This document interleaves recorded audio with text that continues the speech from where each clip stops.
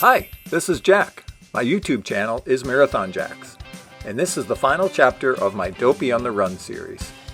In this video, I will recap my experience participating in the 2024 runDisney Dopey Challenge in Walt Disney World.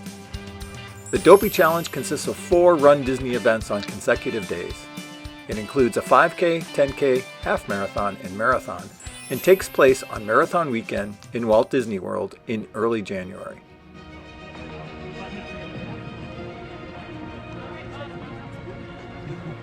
This was a bucket list item for me. I have run more than 30 marathons and countless half marathons over the years, and I completed the Goofy Challenge in 2011, so I was not new to this. However, age is starting to affect my ability to participate in endurance events, and I put everything I had into this Dopey Challenge so that I could check it off my bucket list before my body said, "Absolutely not, no more." Check out my blog to read about my long road to Dopey. The link is in the description below.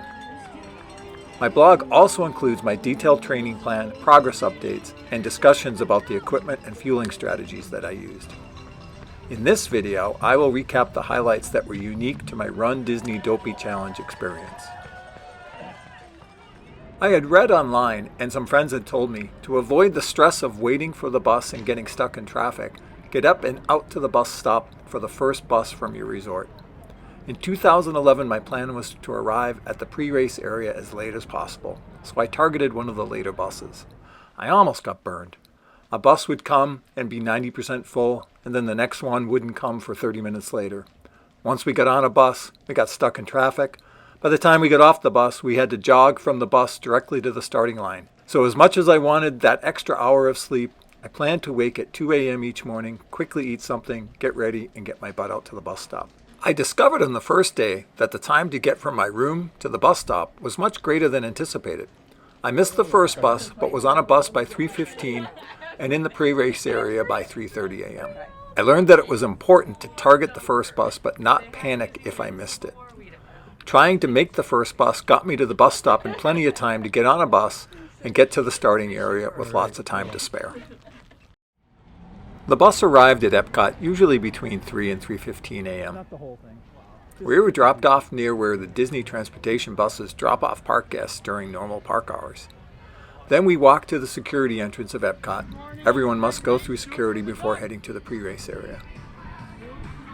Then we walked from the Epcot entrance out to the parking lot, past the finish area to the pre-race area, which also serves as the post-race reunion area.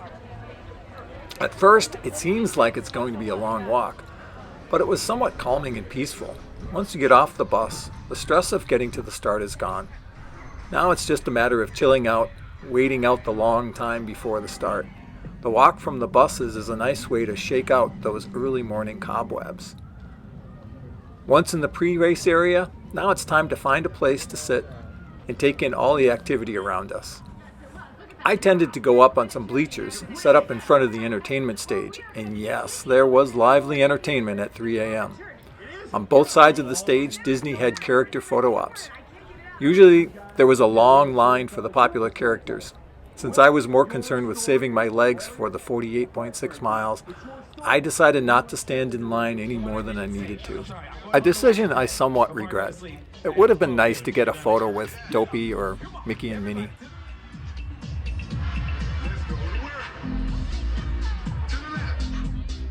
Around 4 a.m., I would start preparing to head to my corral. First, I needed to decide what I was going to keep with me and what I was going to store in my drop bag. It was a bit tricky deciding how many layers to wear to the corrals and what, if anything, I was going to throw away.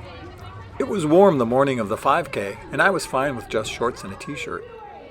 It was cold the morning of the 10K, and Kat and I both had throwaway fleeces, hats, and gloves.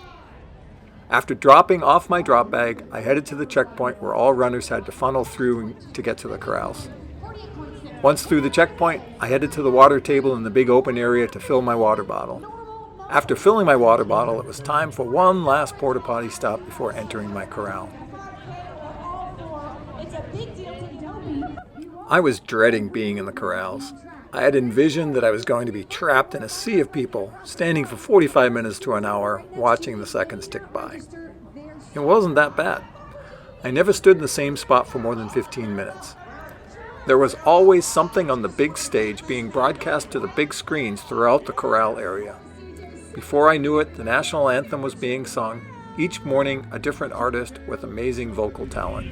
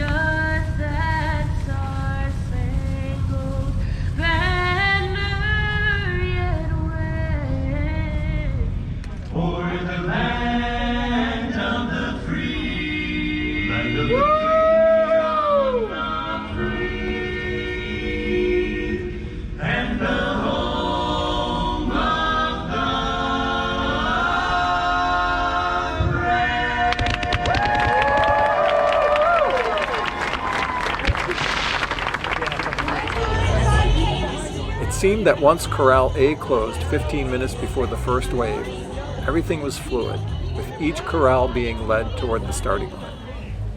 Waves were sent off every 2 to 3 minutes, and we all inched forward another 100 feet. Before we knew it, we were the next wave. The hardest part of the event was over. 30 seconds, Riley, 30 seconds. It's going to see Jake from our 3, 2, 1, go! Ready? 3, 2, 1, go! It's like multi-camera shoot. Let's do it. 3, 2, 1, go! 3, 2, 1, go!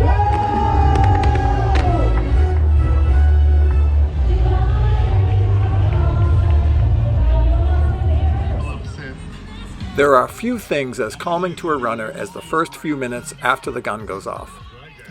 All the nerves and doubt disappear once you start running.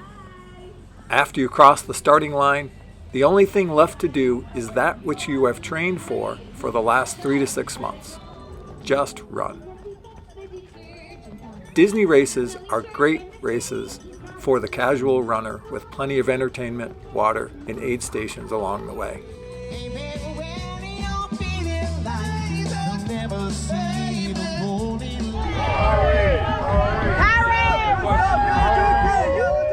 And great support from volunteers and cast members who cheer you along the way during the early morning hours, and enthusiastic park guests who cheer you in and around the parks after they open. The miles seem to go by quickly for each race, even at my relatively slow pace, and even for the marathon.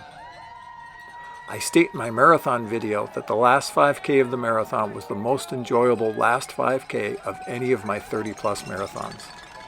The volunteer, cast member, and spectator support was great. It was a 3.1-mile channel of encouragement and support.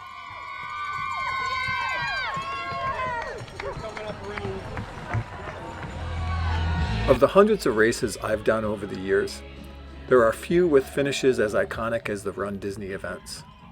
Sure, nothing can beat the finishes at the Boston, Chicago, and New York City marathons, but next to those, few can match the pageantry of a runDisney finish. Each of the 4 events on marathon weekend have similar finishes. With a half mile to go, you are backstage at Epcot by the show building for Guardians of the Galaxy. There's a 50-person choir belting out energetic tunes as you round the turn before heading out to the Epcot parking lot. Then one last iconic PhotoPass opportunity as you round the last turn into the final quarter mile. On the left is a fenced-off area with bleachers filled with cheering spectators. On the right, as you near the finish, is the announcer's tent with a pedestal with a Disney character cheering you on to the finish. And finally, the finish line, with a half dozen PhotoPass photographers snapping a dozen photos in rapid succession as you approach and cross the finish line. I don't care. I ran a marathon. I can do whatever I want. Disney has always been a master of people movement, Run Disney is no exception. After crossing the finish line, you are greeted first by medical professionals in case you need assistance. If not, you are encouraged to keep moving through the finisher chute to get a Mylar blanket, water, your medal, Gatorade, a snack box, and a banana. By the time you exit the chute, your hands are full of stuff.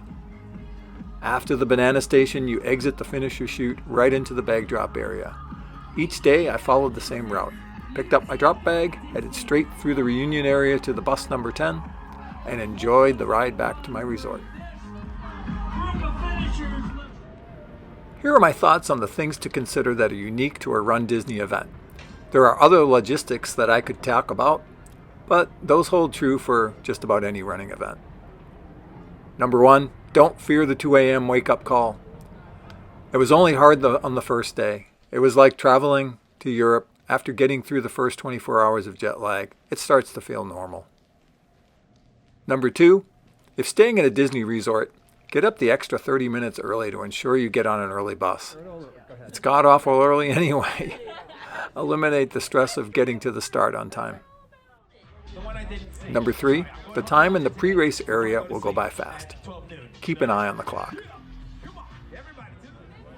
Number 4, head to the corrals on time. Run Disney folks are serious about the corral closure times. Number 5, soak in all the pre-race activities. It is a well-organized spectacle, the likes of which you will never experience again in another race. Number 6, don't worry about your pace. I started in Corral B for the half and full marathons, and I was not alone doing my run-walk intervals. If you did your training and can jog about 50% of the time, you'll always be far ahead of the balloon ladies. Number 7, don't expect everything to be perfect. Weather in Central Florida in January is unpredictable. Be aware that the waiver you signed when you registered has clauses about changes due to the weather. Disney does not take chances. A forecasted threat of lightning late morning the day of the half marathon forced Disney to shorten the race course and move up the start time. You have to accept that this is a possibility and be prepared to roll with it. Number 8, purchase PhotoPass before your first day in Walt Disney World. Then seek out every PhotoPass opportunity you can find. During the races, look for the little green tents and get ready to strike your best running pose as you pass the photographer. You'll end up with a dozen or more great photos from each race. For our 10-day visit, we ended up with over 200 PhotoPass images, some of which I included here.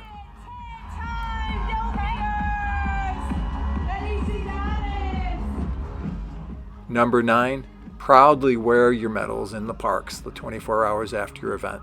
It's a conversation piece and a sign of community with all the other folks wearing their medals. And you earned it.